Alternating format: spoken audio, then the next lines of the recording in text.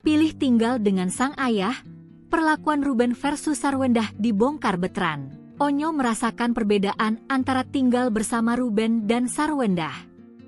Meski mengaku tak ada masalah yang melatar belakangi kepindahannya, namun penyanyi asal Ruteng, Manggarai, NTT itu mengakui ada perbedaan saat ia tinggal bersama sang ayah. Betran Peto mengaku lebih diurus saat tinggal bareng Ruben ketimbang Sarwendah. Kalau di tempat bunda itu lebih sendiri, kata Onyo, dikutip dari YouTube Trans TV Official, Jumat, 13 Februari 2026. Meski begitu, Betran sangat memahami jika mantan anggota girl band Cherry Belle itu memiliki kesibukan sendiri sebagai orang tua tunggal yang harus bekerja.